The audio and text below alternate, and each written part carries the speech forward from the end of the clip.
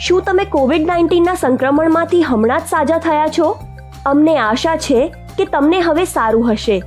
યાદ રાખો કે સાજા થયા પછી પણ કેટલીક સરળ પરંતુ મહત્વપૂર્ણ સાવધાનીઓ તમારે રાખવી જરૂરી છે. કોવિડ માટેનું યોગ્ય વર્તન અનુસરવાનું ચાલુ રાખો. ઘરની બહાર નીકળતા પહેલા હંમેશા માસ્ક પહેરો. જો તમે ભીડવાળી જગ્યા કે હોસ્પિટલમાં જઈ રહ્યા હો તો 2 માસ્ક પહેરો. યાદ રાખો કે ભીડવાળી જગ્યાએ સંક્રમિત થવાની શક્યતા વધુ હોય છે. જાહેરમાં થૂંકશો નહીં. છીંક કે ઉધરસ આવે ત્યારે હંમેશા તમારું મોઢું ઢાંકો. સાબુ અને પાણી વડે અથવા આલ્કોહોલવાળા સેનિટાઈઝર વડે અવારનવાર હાથ ધોતા રહો. તમારા ચહેરાને, આંખોને અને મોઢાને અડશો નહીં. ભલે તમે તે વ્યક્તિને સારી રીતે ઓળખતા હો છતાં ઘરની બહાર શારીરિક અંતર જાળવો.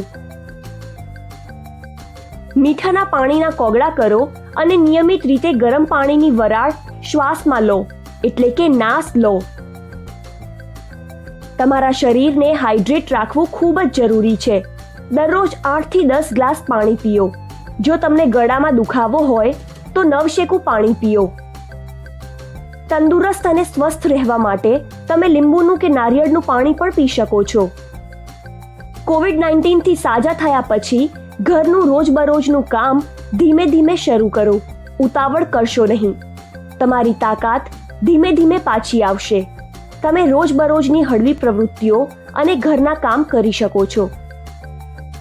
તમારી સામાન્ય પ્રવૃત્તિઓ ધીમે ધીમે શરૂ કરો. યાદ રાખો કે ભલે તમારું શરીર રોગ કે ચેપ સામે લડી ચૂક્યું હોય છતાં પણ સંપૂર્ણ સાજા થવા માટે તમારા શરીરને હજુ વધારે સમયની જરૂર છે. જો તમને અંદરથી સ્વસ્થ લાગતું હોય તો ઘરે હળવો કે મધ્યમ વ્યાયામ જેવો કે શ્વાસોશ્વાસનો વ્યાયામ અને મેડિટેશન કરો એ સલાહભર્યું છે. તમારા શરીરને વધુ પડતો શ્રમ ના આપો. જો તમારું સ્વાસ્થ્ય સારું હોય તો તમે સલામતીના બધા પગલાં સાથે સવારે કે સાંજે ચાલવા પણ જઈ શકો છો. સાજા થવા માટે પૂરતા પ્રમાણમાં ઊંઘ અને આરામની જરૂર હોય છે. ઊંઘ માટે એક યોગ્ય નિત્યક્રમ જાળવો અને રોજબરોજના કામો વચ્ચે પોતાને આરામ આપો. સાજા થવામાં આરોગ્યપ્રદ અને પૌષ્ટિક આહાર ખૂબ જ મહત્વની ભૂમિકા ભજવે છે. આરોગ્યપ્રદ, સંતુલિત અને ઘરે રાંધેલો આહાર લો. તળેલો ખોરાક ન લેવો પણ સૂકો મેવો, થૂલી, ખીચડી, ગોળ અને ઘી તમારા ભોજનમાં લો અને પર્યાપ્ત માત્રામાં પાણી પીતા રહો. કોવિડ-19 આપણા શ્વસન તંત્ર અને રોગ પ્રતિકારક તંત્રને પ્રભાવિત કરે છે. તેથી ધૂમ્રપાન કે દારૂનું સેવન કરશો નહીં. તે તમારા ફેફસા અને શરીર માટે નુકસાનકારક છે. સાજા થયા પછી ડોક્ટર કેટલીક દવાઓ તમને લખી આપશે. જો તમે કોઈ બીજી બીમારી માટે કોઈ દવાઓ લઈ રહ્યા હો તો ડોક્ટરને જણાવો અને તે દવાઓ નિયમિતપણે લો. જો તમને કોઈ લક્ષણો કે મુશ્કેલી જણાય તો હંમેશા તમારા ડોક્ટરને સંપર્ક કરો. સાજા થયા બાદ તમારે જાતે તમારી દેખરેખ રાખવાની છે અને દરરોજ શરીરનું તાપમાન, બ્લડ પ્રેશર, બ્લડ શુગરનું લેવલ, ખાસ કરીને જો ડાયાબિટીસ હોય તો, અને ઓક્સિજન સેચ્યુરેશન લેવલ માપો અને એક ચાર્ટ બનાવો. કોવિડ-19ના લક્ષણો માટે પોતાની દેખરેખ રાખવી અગત્યની છે.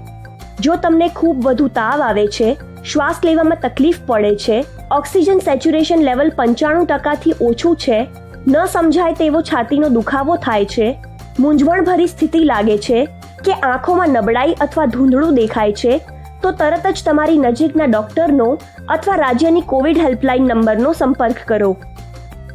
આ કપરા કાળમાં સાજા થયેલા દર્દીઓ પોતાના સકારાત્મક અનુભવ તેમના મિત્રો અને સંબંધીઓને જણાવી શકે છે. કોવિડ-19 સંબંધિત જાગૃતિ લાવો અને ખોટી માન્યતાઓ અને કલંકને દૂર કરો. સાજા થવા માટે અને સ્વાસ્થ્ય સુધારણાની પ્રક્રિયામાં સમુદાય આધારિત સ્વસહાય જૂથો, નાગરિક સમાજ સંસ્થાઓ અને યોગ્યતા પ્રાપ્ત વ્યવસાયિકોની સહાય લો. સમકક્ષ સામુદાયિક આરોગ્ય કર્મીઓ, કાઉન્સેલરની મદદ લેવામાં અચકાશો નહીં. જો જરૂર જણાય તો માનસિક આરોગ્ય સેવાની મદદ પણ માંગી શકો છો. એ યાદ રાખો કે આ સમયમાં આપણે સૌ સાથે છીએ. હંમેશા સાવચેત અને સાવધાન રહો. ઘરે રહો, સુરક્ષિત રહો.